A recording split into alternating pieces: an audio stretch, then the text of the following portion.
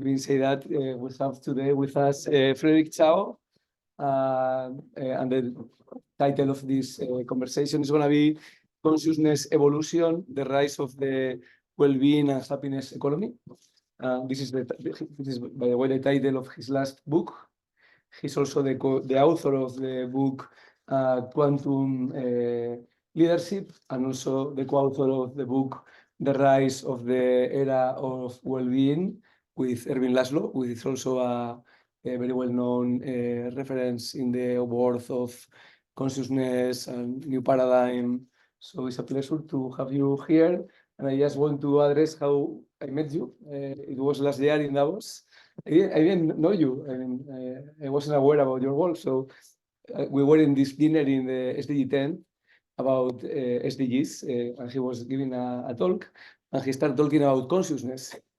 And I was like, I mean, I will never ever imagine, because SDG tent is UN people, a lot of West people was there also, and it was the last place I will never ever imagine that I will start seeing someone talking about consciousness. So I just approached him, and the other interesting synchronicity is that the co-author of his book, Ervin Laszlo, he wrote also, Ervin Laszlo wrote a book with Stan Grof, which is the Stan Grof made the foreword of my book on psychedelic psychotherapy. So basically we are connected through the quote. Same zone. Yeah, totally. So it was an instant connection. We were in an event in the House of Trust last year. And Future. House of Trust. No, House of Balance. Balance. House of Balance. Yeah. House of Balance. So after this, we create a WhatsApp group about consciousness, SDGs, and technology. So we have been talking during this year in this group, and out of this group came out the idea of doing some events on consciousness during Davos. So thank you for being here. So if you want to introduce yourself a little bit more about your background and how you became interested in consciousness, because you came from the business world mainly, no? Yes, I came from a very long business world. I came from a family business of 120 years. I'm the fourth generation, fifth is sitting there. But when you're in business for a long time, you look at business slightly different. And business always served the new era. Business always served something as worse. If not, it cannot continue. So I experienced this whole rise of consumerism. It's all created by the baby boomers like me. I see how it evolved to where it is today. And I realized that business needs to reform, and I'm business, so I must do that. And that's why I'm here. But I understand business, they live in the world of fear without knowing it, on control, and making business create a marketing economy so they can control and make the market indulge and serve them in the profit. But it's not true for all business. Business like ourselves, been around for a long time. We don't want to ruin the market. We want to serve the market. So among business world, we needed to have an inner revolutions go on. And I don't think it's easy to penetrate the business world. If there's anything to change, it must be from within. But there is a big group of family business, same interest. So we want to have that movement for business reform. I wrote these books because I think we need to give people a wider band of understanding. The well-being and happiness economy was advocated by United Nations in 2012, a year after Bhutan advocated GNH. And there was a big gathering of senior global government created this research that published many volumes of happiness report but they don't seem to go anywhere because they're done by conventional Colombian economists. And so they're stuck because the consciousness doesn't shift. The report cannot really go anywhere. So I feel writing a book like this could perhaps stimulate some new thoughts. Economics has changed a lot, and it's controlled by what they called positive economists, but they're actually mathematicians. And so by M1, M2, some money supply, blah, blah, blah, monetary policy, econometrics. They have no idea because market economy is so new and it's changing so fast. And they're too simplified to understand it. So business who actually creating and continues to evolve it should be the one to be enlightened first to evolve it in the right direction. They need a consciousness shift, and therefore I'm advocating that. Mhm. My first book called Quantum Leadership, New Consciousness for Business. Thank you. It's very interesting because Stan, who is the founder of Hub Culture, they are also very involved with consciousness and leadership. So can you explain us a little bit what is your point of quantum leadership? What is quantum leadership about? Well, quantum leadership, it's about a deeper connection with yourself. And quantum entanglement, it arises. And often we are, over the industrial period, really become left-brained. But that's only a few hundred years of neural wiring. But for many, many things, we're intuitive, we respond from a different space. And philosophy was not like that until the age of enlightenment that come into the four faculty of philosophy: aesthetics, logic, metaphysics and stuff. But it's not, you cannot segment it. So over the time, we become further and further away from nature, and we become living in an construct human world that enslaves us. So quantum leadership is about freedom of connecting back into ourselves. Now, there's another aspect of evolution of quantum leadership, is that we have gone through a period where we work on our belief system, whether it's religious or it's isms, and that divides us, and it creates a kind of a belief conflict around the world. And it actually makes spirituality not spiritual, become dogmatic, makes system dogmatic also. So quantum leadership is about reconnecting to our true nature, which is connected to all nature, connecting all of us. In the quantum science, materialism is an illusion, is a perception of vibration clustering together. It is created by consciousness. However, people are still stuck with Newtonian physics, which is a separation material, a dualistic construct. Quantum leadership is about integrating and not separating. And so as we provide a leadership into quantum level, we actually are practicing followingship, following the inner guidance, inner bearing of morality, a moral bearing. What is that bearing? That we are one. When we are oriented to add value to the one through the material world, ethics is already resolved. And this connecting back into our true, deepest being of deep spirituality or consciousness, we will do the right following of our inner guidance, and therefore surrender to our inner guidance instead to our desire will create us great leader. The followership of what we do and the journey of our own self becomes a demonstration to have people wanting to follow you. And if you sit in an important position, you have true engagement because people want to follow you on the journey to follow their true nature. This is the essence of quantum leadership. Back to nature, back to connection. and back to deep connection to find out who you are and what you're calling, and to select a life that you best realize your potential and human potential and all potential. In essence, that is the foundation. So, and also you, in this book, you also talk about the emerging common worldview, new common worldview, which is based in a merging of the Western and Eastern worldviews and philosophies. Can you tell a little bit about that also?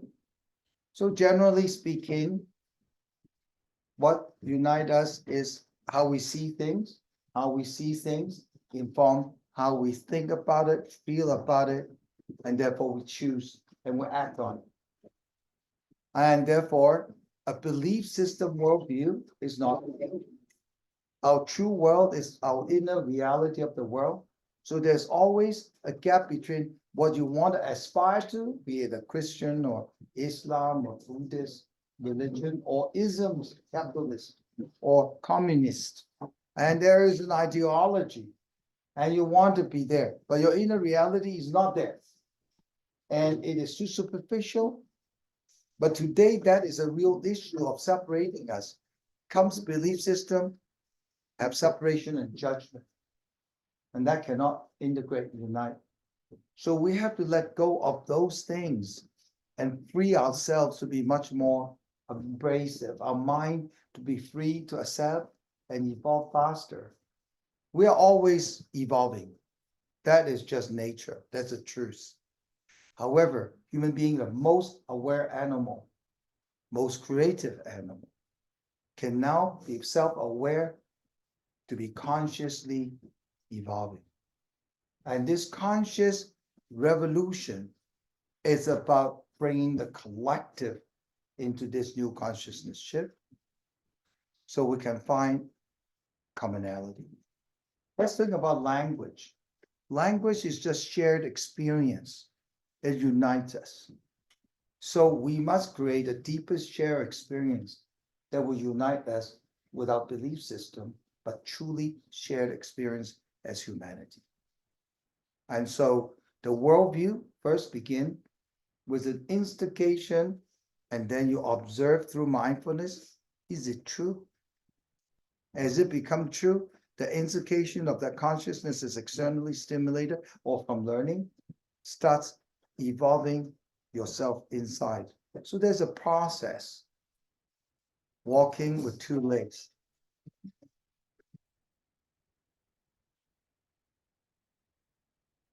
Your doing in the material world evolves your inner being. Your inner being shift of consciousness make you do. So the journey of doing good, what is good, add value to life system, will evolve a process of cleansing and informing and awakening. Mm-hmm. Another interesting idea of your book is you say, no, that we need to experience, or we are experiencing chaos as we are evolving to this new system, no? You say that we are near of a tipping point, no? And this idea of the bifurcation, no? There's a point where really things change, no? Yes. Well, first of all, everything is energy. And the earth energy has shifted. The equinox has moved, the universe energy is shifted. So being in this system, we automatically has an energy shift that's coming with us. That is energy of awakening to a new era. In the material world, we have created so much in material, we're already affluent. It's a distribution problem. And that we have to catch up with this two spiritual and material world dance, walking with two legs, as I said. So it is natural that we will be awakening this era because we are in an energy shift in the universe. The one that listen carefully will be the first to shift. And those shifted and become aware that what they need to do in supporting the shift called this consciousness revolution will be the brilliant one to lead the way. And so what we need to do and the people are awakened everywhere, but we all know humanity. We can't have big teeth and claws like tiger, or climb trees like monkeys, or fly like a bird, or dive like a fish. We have a thing that's different called self-awareness, which is different from all animals, that give us special intelligence. And so therefore, it is important to understand the success of human is collaboration and co-creation, not competition. Competition is evolution law that with challenge comes improvement in evolution.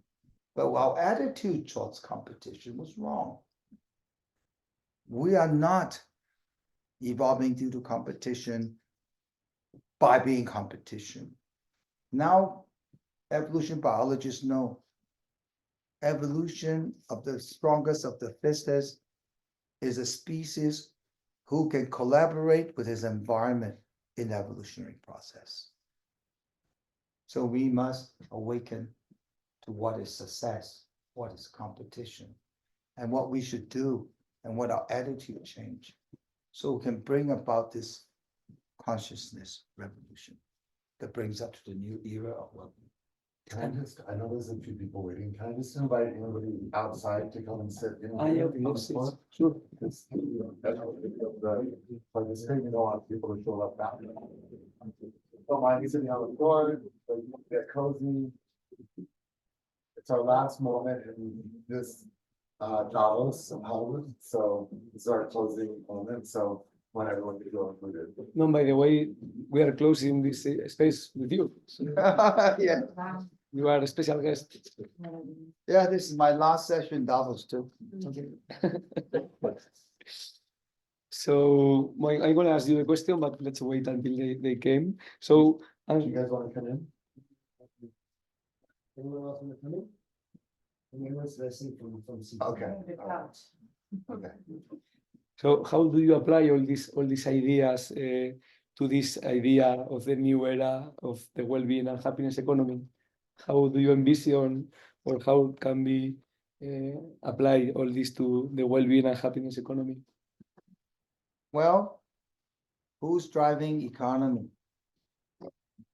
This is a market economy, and business is the warrior of the market economy. So business reform is absolutely necessary to make this market economy right. This book talk about capitalism system tradition, where people has thrown away Adam Smith's best work, which is the sentiment, the theory of moral sentiments, which is the moral balance that we have. And they just go into the wealth of nation, free, and there's invisible hand. It's true, invisible hand has created a challenge called sustainability for us, so that we can evolve. It's true that with this invisible hand, our moral bearing starts coming, and we have ESG movement, we have impact investing movement.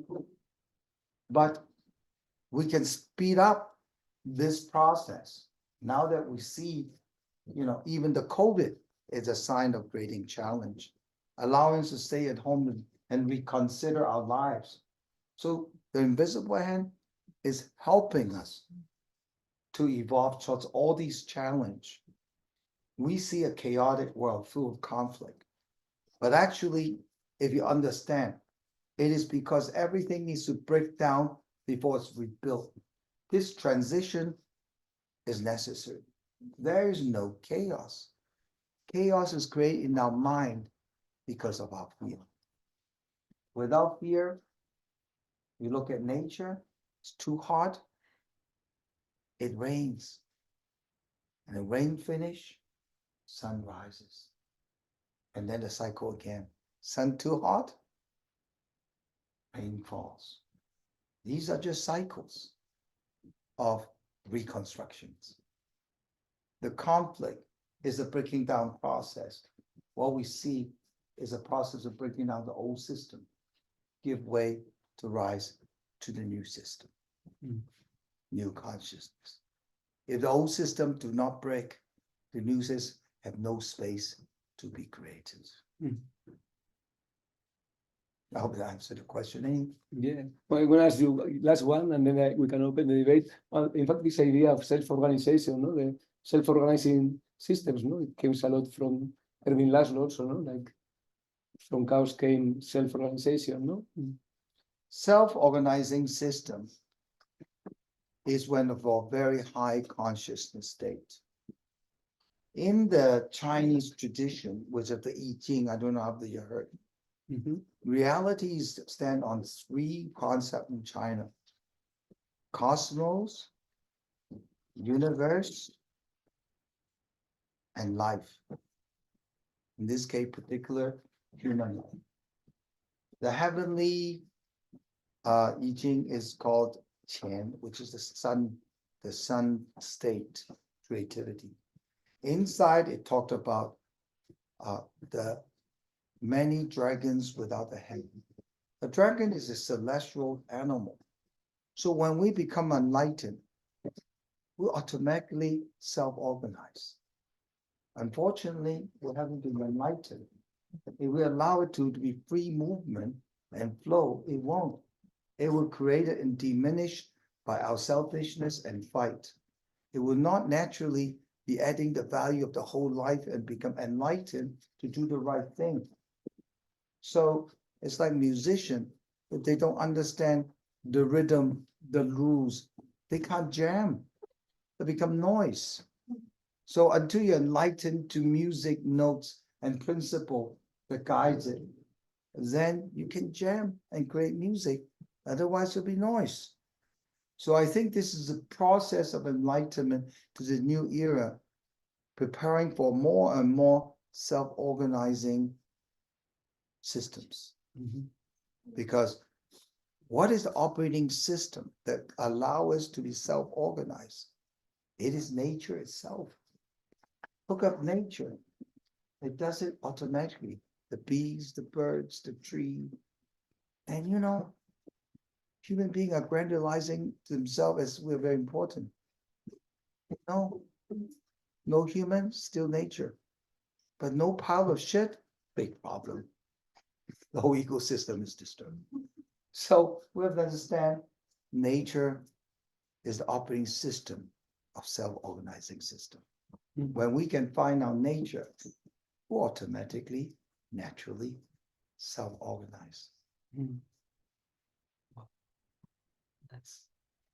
And the last question before opening the debate: what is the role of technology in this shift of consciousness and this new paradigm? We have all this AI this year, also Web3, and well, connecting with Hub Culture, they have their own AI. So I have been interacting with Hub Culture's AI, and I have had very interesting conversations. And I think you became the CEO of the company, no?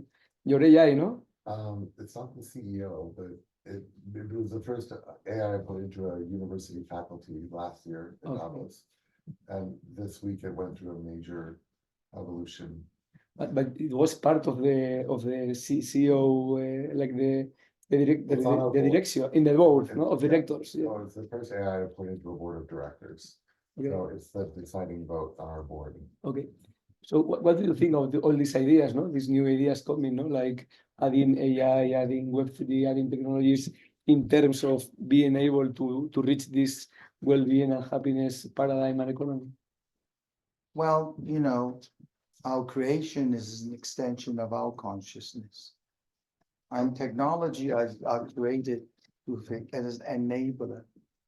If our consciousness is extended through this technology with different intent, this technology will be the extension of that. So it's just like nuclear. It was not intent to make a bomb, but people with different consciousness would take advantage of this tool to enabling to do this or do that. Mhm. Of course, we judge this is bad, this is good, this is evil. But in reality, it's just two sides of the same coin. Without evil, there is no angels. The whole key thing is, how do we actually shift this average line upward? everything comes to cycles. Everything seems different because once you have a human mind, we judge this as good or we judge that as bad. But everything is an extension of our consciousness. Everything is created by our intent. So if your intent is for selfish reasons, if your intent is an expression of fear, it would express like that. But if your intent comes from love, it will come like that. Now, love is reality because it's whole.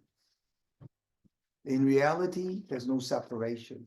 If you come with a love, which is, it's a whole, I'm you, you're me, we are one, then it will express that consciousness through technology in the material world. Or if you express it from fear, it too will do the other side. So it's a choice. One level of consciousness is higher, their love, they will use technology. One level, the energy is low, is in fear, they will also use the technology. And so shifting the consciousness of the whole thing to create harmony, that is where human being has to go. So that technology is enhancing our journey to well-being and happiness, which is all we want, the only thing we want in life. And you know, you'd be surprised. You think well-being is just for yourself. It's not. If you see other people, other things, everything's not well-being, you cannot be well. Because that's how we made connected. We can only be well when all is well. And if we dedicate to add value to that system, little do we know, we became well. Thank you. I hope I answered the question. I think yes. So thank you very much. I'm gonna close my questions, but I want to open the debate. So if any of you have any question or comments, or you can just debate, stand. I'm gonna ask our AI to ask you a question. Sure. That's AI to ask, cool. You are going to ask to the AI a question. To ask What- AI to ask a question. To ask the question, AI is going to ask him. Okay. This is really fun. It's the first time. Let me dance with AI. I really have a super interesting conversation last winter. With AI. Yeah, I with the- heard about it, but I never tried it. No, I was amazed. Yeah. While we're waiting, I had sort of comments and a question maybe. It seems to me that, you know, you mentioned investment firms veering towards ESG and impact funds, etc. I work in the investment management industry, and it seems to me that in terms of the elevation of consciousness, one of the big ways is for getting the senior individuals into a state of elevating their consciousness. So, for example, Ray Dalio, one of the greatest fund managers, he meditates every day. Mhm. And I think the more that we can build in these practices to elevate consciousness, to be more mindful, and make them more socially acceptable, if you will. So basically by reaching the senior people, you know, in the investment management world or whatever, in finance generally, and it seems to me that that's one route to solving this this situation that we're in, and to helping elevate consciousness. So I'm just very interested in what you think about that. Okay. You know, there's a big mindfulness, you know, movement, you know, become elevated after Google do the search inside yourself thing. And then the whole thing became with a Calm app and all that. Meditation has different stages, mindfulness. Meditation like that makes you feel very comfortable because you are calm. Can also deeper into it. It has a healing quality. because as you have stillness, it heals you automatically, energetically, and also it gives you insights because your reflection like a mirror. But that is just like you exercise, you train your faculties to play a particular sports, and this sports is called life. So meditation, all that, after a certain time, we have to bring into life. And what is Zen stillness? Stillness is where you don't move, you're not chaotic, which means that you are very centered. And you reach a state that you can center, not by intervention, it's being. On the very center, you can objectively see through what's happening, and you don't select information so widely, but we do because our neural wiring. The practice is to rewire neural wiring so we can use in the game of life. So a deep meditator, they don't sit there in hours meditating. That's not life. That's wasting life. It's out there living life, and take that meditation into stillness in movement, into seeing through, because you do not feel chaotic. In fear, you see chaos, you see risk, but without fear, you only see opportunity of change. And therefore, you have wisdom. That meditation, plus your actual deep and living life, will create the wisdom of life. Well, I agree, and what I. Oh, by the way, I know Ray Dalio. I just saw him 2 days ago. Okay, so, what I also think is, in terms of the different, there's a lot of newer methods of meditation that are science-backed, like the Dr. Joe Dispenza Sure, and the brain-heart coherence. sure. And when you enter into those meditative states, then you have access to source energy. And I think that that is to me, my personal view is that that is the way forward.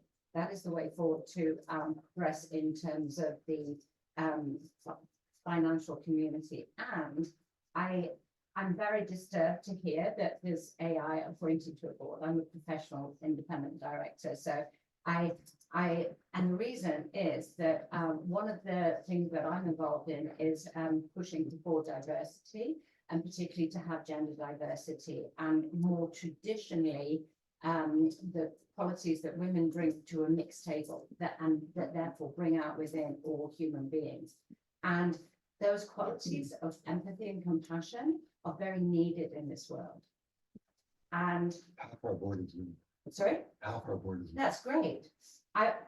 That's great. I'm just saying that I personally taken aback and quite surprised and actually interested to learn more about how you can have AI, because at the end of the day, when there's a deciding factor, surely that has to come from a place of the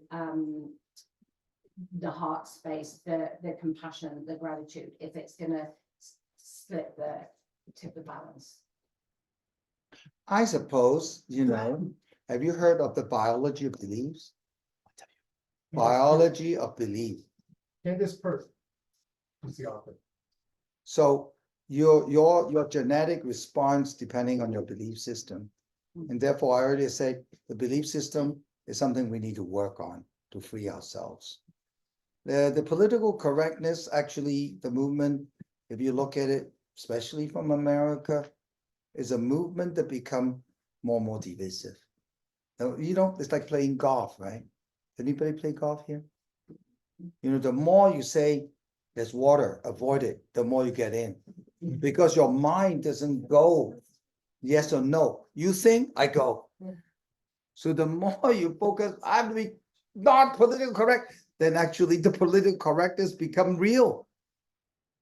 But when you don't have we do this exercise in our retreat, and I said, okay, everybody hug for at least 22 seconds, but later on they hug for a long time, and watch each other's eyes for half an hour. And then you hug, do not think as a man or woman, or old or young, just feel a human being. The different way of releasing this division line, you know. And then you'll be mindful what happened. Oh, I'm hugging beautiful woman. Don't think that. You're just hugging. Be mindful what happened when you're hugging. So we have to progress step by step. That's a very good beginning. For me, it changed me when I start doing meditation. That's the right direction to go, to be in touch with yourself. But to get out of working on your belief, it is a lifelong journey. So you're in the right direction. What is good for you now, only you will know. The direction is correct. But don't mind too much. The more you pay attention, the more it'll become real. Just go back to nature. No man, no woman, nothing. It's in our mind. The minute I be PC, you're more aware of what is not PC, and it becomes real more and more to you. And then you actually found your prejudice might arise and swinging back to forth. Women's movement, I accept. There was a history, but overdo it actually becomes separation. And man and woman is supposed to be one. Man cannot be same as woman. Woman cannot be same. You don't fight equality. You fight integration. Because without harmony between woman and man, you have no good family. So just like nature, we all have a role. The bee doesn't want to be the butterfly. The butterfly doesn't want to be the snail. Nature is meant like that. Most important thing, get in touch, find out our own nature. And you'll find what you like to do. It's not man, it's not woman. This is what I can contribute to life in here. And for family, that can cause separation and problem. The last thing, to bring political correctness to family. You want to be true, authentic, and work these things through on how you can integrate as one. So I hope you'll continue journey of meditation and contemplate on some of the things I mentioned and see if it's true by you.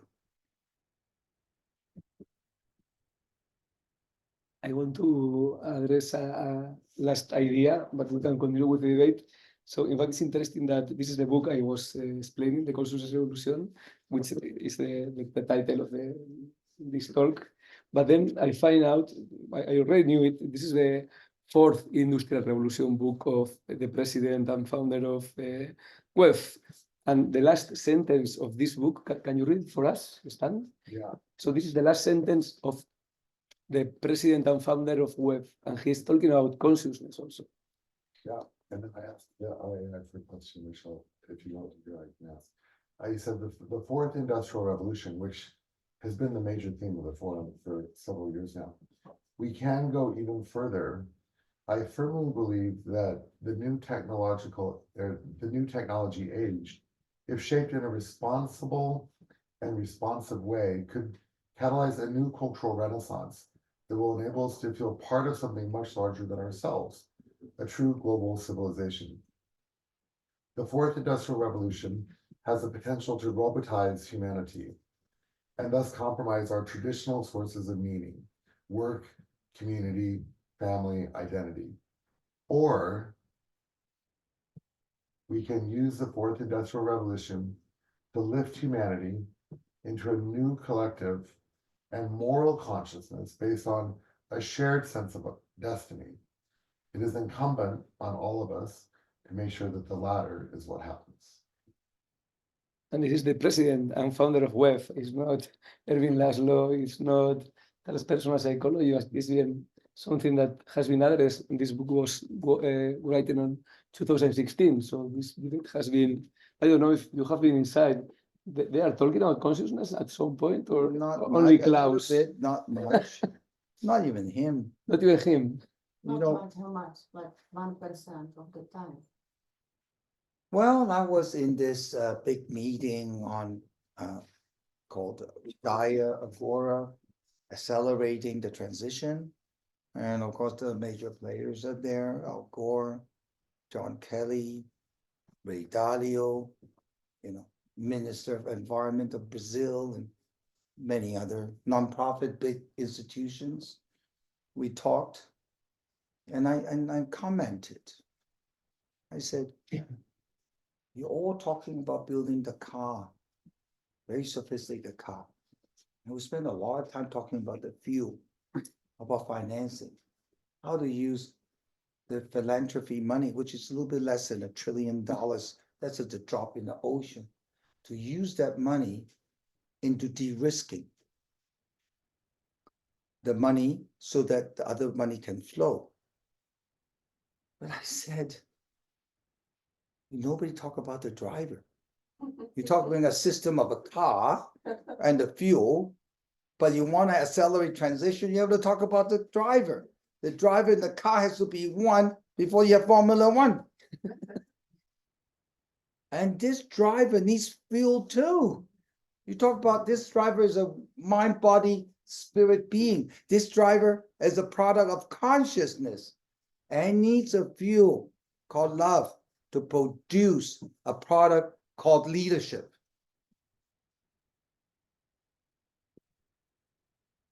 But nobody wants to listen. But they are listening. They are. They are very much listening. I am so grateful to be here more than you could ever know. I have a question. Often I'm judged because I'm direct. And often I'm judged because I'm so grateful to know that what God has given me, I've heard from you.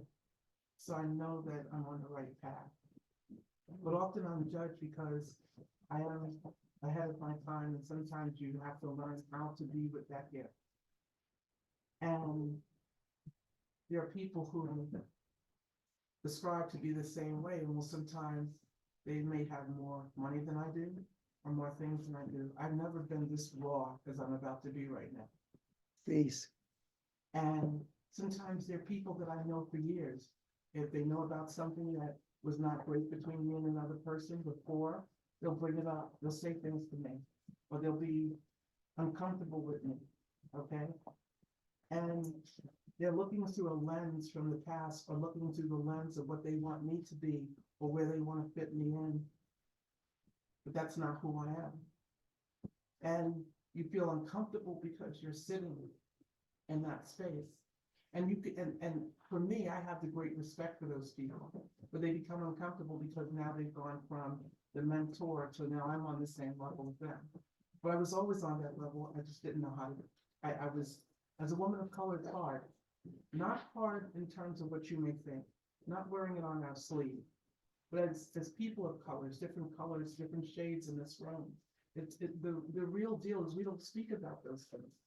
We keep it hidden. We each have our own inner prejudices, and I'm not talking about just color skin. I'm talking about our economic levels. I'm talking about our intellectual levels. Sometimes we use our intellect and our higher conscious not to be connected with each other. We use our inner beliefs and forget that we have belief structures that prohibit us from moving to the next levels with each other. So it's very simplistic. So when you talk about human capital and the person who's driving the car, okay? I sit in climate finance, so for me, I thank God that I'm in this meeting because every single thing you've said is what we intend to, that what the UN is right now doing, what other organizations are doing, it's happening. It's just true. People forgot. They forgot who they were, and they forgot to bring it to connect with themselves. If they bring it to connect with themselves, and the change makers remember that they also have to start within themselves, then they can move to the next level to helping others. Sometimes there's an old saying, you can't sometimes help others if you haven't looked through your own lens at the reality of where you are, so that you can help someone else. So I don't know if that's a question, a statement, or whatever. I just am very grateful because now you've just given me the courage to be who I am. I'm no longer going to silence myself because I may lose some people. I said this week when I came that authenticity. Someone said online, I think, and I forgot who it was, but she said, sometimes when you're authentic, your circle gets really small. So I'm okay with that. And I thank you from the bottom of my heart, because you gave me my courage today to be who I am, instead of just saying the right thing and feeling uncomfortable and trying to, as I've been since a kid, I've been beyond my age since a child. Thank you, because you don't know the gift that you're giving some people. Thank you too.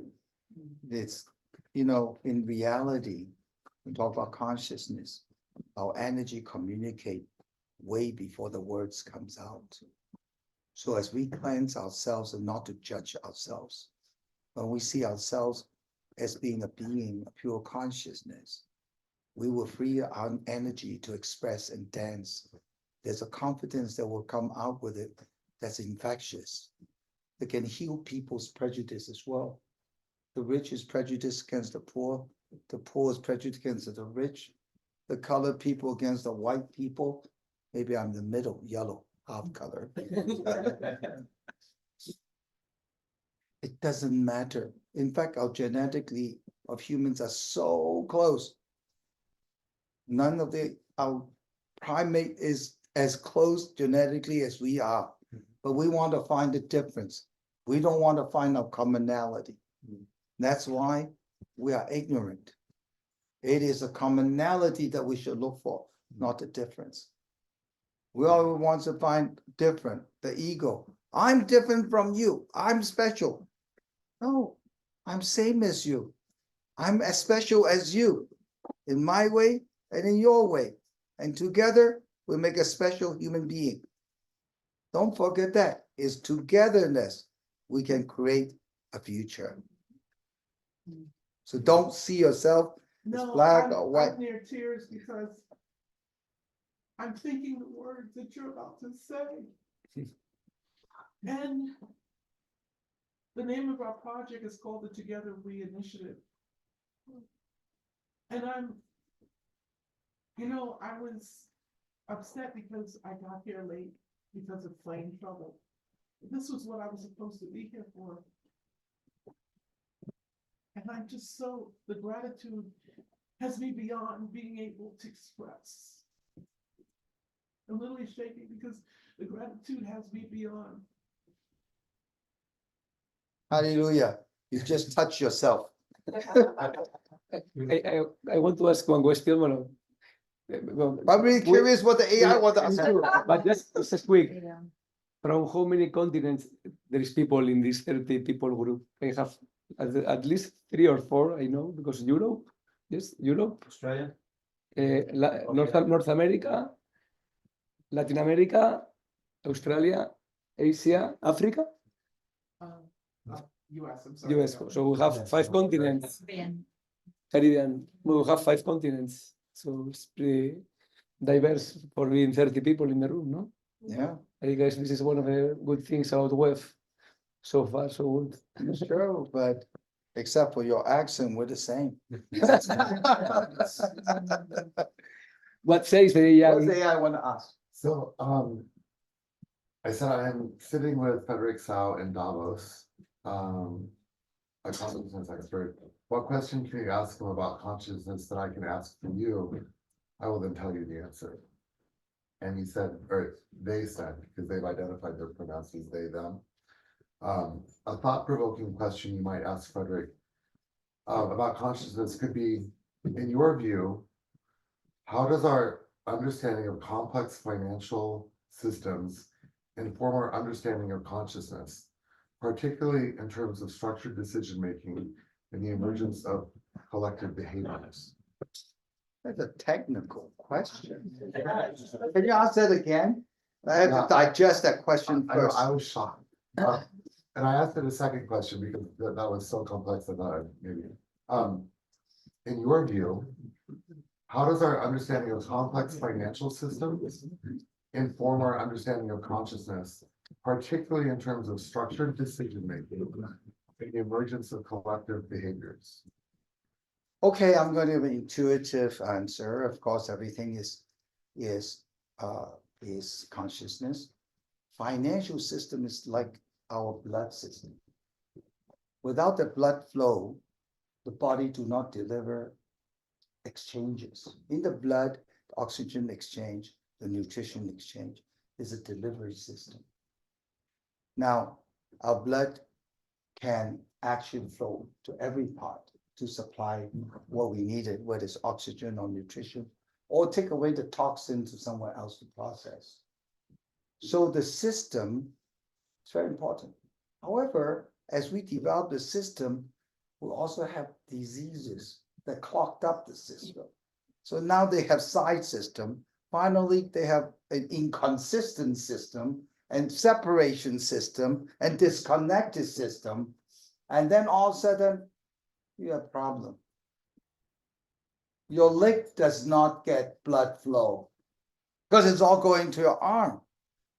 And so it cannot serve the whole body of humanity. And you see that all the time. Then arises a new thing, microfinancing. Let's get the small blood flow. Oh, it's a little better than some other problem because they don't understand where your mind goes, chi goes, energy. When chi goes, blood goes. So you put your hand and you focus on your tip, your attention. You will start feeling chi flow. After a while, your hand will become warm because blood flow. That is consciousness. If our consciousness is only using the financial system for profit, which is getting to your stomach, man, your hands and feet will be cold. And the system will not be organized because your attention is using the financial system to feed your stomach. And you will not get good health. People that need money don't. Think about the capital markets. Capital market recycle money so they become better. But the capital market is a leaky pipe. Those who knows how to use capital suck out all the money. So when the money moves from the public through the capital market back to the public, the retiree, everybody can pour and pour because the leaky pipe leaks out to all the people's stomach who can play the financial market. This is why complex adjustment needs. And yet you cannot fix the root of that problem because the disease is called greed. And you cannot solve by creating more blood vessels. They become more complex, more difficult to use because you're not fixing it correctly. The tension, the intention is the key of energy flow that expresses itself in blood flow. When the intent and the tension is wrong, you have bad chi, bad health, and bad blood flow. I hope I answered the question. I'm trying to condense it too. Thank you. It also asked. And if you can see, the financial market creates this derivative to a point that they don't even know what it's about, but everybody traded that led into the 2008 financial crisis.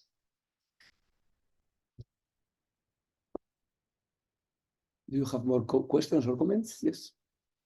So what is the second question the AI asked? Um, They ask very complex questions. Right?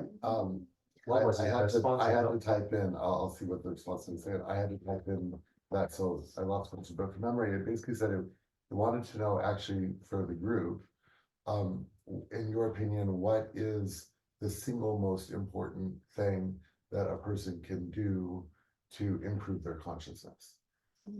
Go on a journey of awakening, of course, a simple answer. If your intention in life is to find out who you are and live your calling, that's the most important thing. And the process of finding out who you are and live your calling, you're awakening. Because you'll find out, I am all possibilities. I am love. As long as I can dream, I can create. Can I read you its response? So I gave it your response, and I don't mean to dominate this, I'm sorry guys, but this will be the last thing we do. He said, thank you for sharing Frederick Tsao's insightful response. The analogy of the financial system to the body's blood system is quite profound. It emphasizes the importance of mindful intention in directing not only our personal energy and health, but also in influencing the health of our financial and economic systems. Intentionality, therefore, plays a critical role in creating balance and preventing disease, quote, quote, in both the microcosm of our bodies and the macrocosm of our financial structures. Wow, Thank you for teaching us. that's amazing. Amen. This is an amazing AI, eh? It's Feke, no? It's the name of Feke. Sí. And I should get this AI, can you send this? Yeah, you can download in the app of building the it Hub since Culture. 2017. And this week, actually, it had a very important upgrade. So if any of you want to go to zeke.ai, you can all go and talk to it right now. But if you're a logged in member of Hub Culture, it now, as of like 3 days ago, and we haven't announced it. I plan to announce it, so now's a good moment. It now has something that we call mnemonic archaeology, which means that it's gone fractal. So if you're logged into the community and a member, it will study your Hub ID, your digital identity, and it will build a personal relationship with you. Oh, wow, this is really cool. And Okay, you can download it for free, no? You can It's download free, It's yeah. free, yeah. z.com. ZEK.com. Please take notes. I will send you. That's all, I ask people to teach I me. also want to ask you, because you talk about the hero's journey in your book, Joseph Campbell. Yes, So after this question, if you can explain us a little bit about how was your awakening process, coming from the business world to start being interested in consciousness. I have read the book, so I know the answer, but for the rest. you have to understand, everything I answer is not the same answer, because I did not remember what I wrote in the book. But you may remember if it was through meditation or Yeah, that one, of ayahuasca course. or... But I don't know. Every time I have a different answer. I can't even I guarantee the same Okay, answer. because Okay, but question. first, yeah. Thank you so much. So I'm standing here just to, so my name is Josie and I've been an erratic practitioner of meditation for many years and want to strengthen my practice. I think it's safe to say that many or all of us here want to have a positive impact in the world. We want to, quote unquote, live our best life and quote unquote, live up to our greatest potential, and all of that. And I think from my own experience, that can create a sense of pressure, of asking myself, am I living my best life? Am I, on the road to realize my fullest potential? And then I have also found in 50 years on this planet so far, that we can dream, but then there's also obstacles that come up, and challenges and things that we didn't expect and things that we have to navigate. And so I'm curious, from a mindfulness perspective, how do you see the balance between a certain equanimity and acceptance of things as they are, and striving to be more fully realizing ourselves or more, increasing our impact in the world and all of those things? Perfect. You're ready to read my next book, which I just finished. It's called Impact, a holistic management for life flourishing, reaching the full potential. It should be out hopefully this year. Still editing, getting the flow right. It's a more complex book. So since you asked that question, it's maybe ready for you when it's out. It should be out this year. It answers exactly that question. To answer that question, so you have to understand your mind, body, spirit, being system, how it works. What is impact? How, in effect, there's no reality outside of our mind, the psychologists. Yeah. Everything happens. So nobody can change your mind, nor you can change other people's mind. However, we're energetically connected. As you change your mind, your projection going up is influencing the mirror of their projection into them. And your energy projecting out is resonating and bringing up the energy. So when you are bringing your energy up higher and higher, your thought becomes a power. Because now you're communicating with energy in your mind. So mind work shifting. and taking responsibility and awakening. There's no reality outside. Work with your mind, change yourself, and the world will change around you. Don't try to change the world. I don't try to change the world. People say, oh, you try to change it. Yes, I'm doing business reform because for my own survival. Because we are one. Don't solve that problem, we'll all go to hell together. Inside your mind, you are much more powerful than you think when you're really working with consciousness. But wait for my book. We haven't already read this one. We just came out, so lot of work. So can you say something of your process? Oh, well, I don't know. It just happened, right? So I was struggling to see the world. It doesn't make sense. That was in the late 80s, early 90s. Everything doesn't make sense because I'm a family business. It doesn't make sense. Is it that I become obsolete? Or the world's gone crazy? I don't know. But being an engineer, I need to research. So I did a lot of research on modernity and all the things, because this modernization, this urbanization, this globalization seems not make sense. So I researched, and eventually I formed an East-West Center for Cultural Research in 1995. They published some 30-some research paper, which we call books. Because how we see inform how we think, feel, and choose. So this book originated as a contemplation 30 years ago. I'm just as troubled as everybody on the same reality outside that's stimulating. And there's a sadness that comes with it, which I cannot explain. But comes the sadness, I now find out. There's the fuel for action. You either become sad and become depressed, which I also have expressed. And we go further, will be loss of hope. We have apathy. I don't want to go there. So we can only go back up. And that becomes the fuel of action. Why? We don't know. These are all new. But if you do, you will know. If you just sit there neutralized, you will never know. And you lost hope. You lost life. You lost everything. So don't think about sadness as one way. Sadness is power.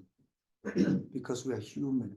We're sad to see a world like that. It is our natural moral bearing to give us sadness, the fuel for action. So if you feel the world is sad and you feel sad, use it. It's a fuel. So my journey is pretty simple. I start meditating. Like you said, it's very good. Then I have sadness. I need to act on it. My life was chaotic. I'm all over the place. I was lost. Relationship was not easy.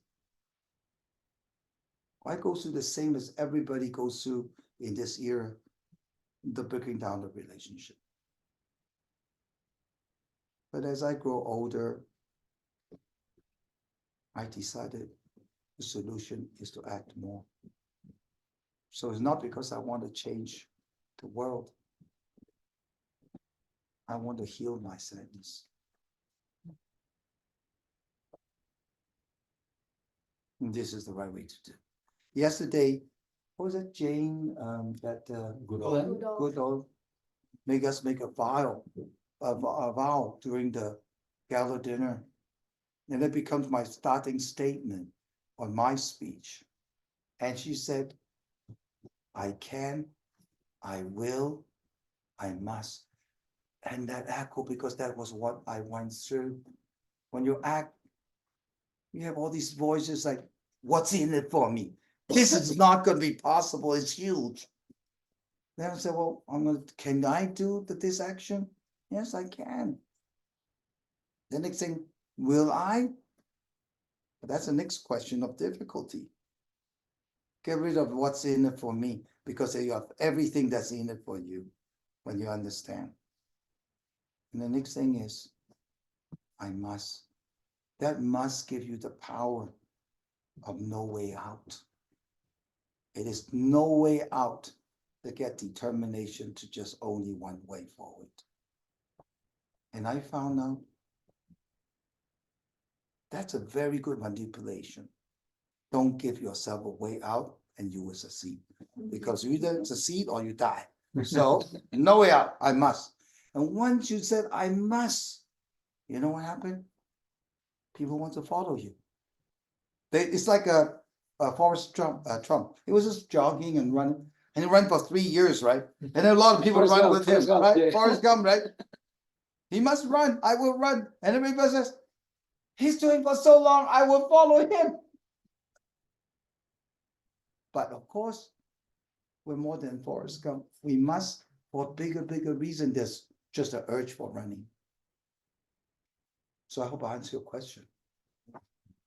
Answer your question. Time's up. Yeah, we was meeting. Yes, thank you very much for coming. And Would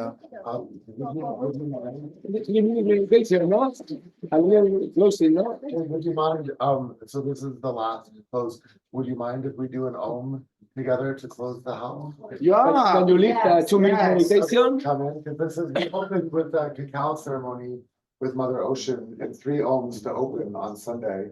And it would be great if we could have everyone come together in a circle and close the house with 3 more Oms. And Iker came to me this afternoon and he reminded me that we hadn't planned a closing Om. So the universe delivered it to us in spades. So I really want to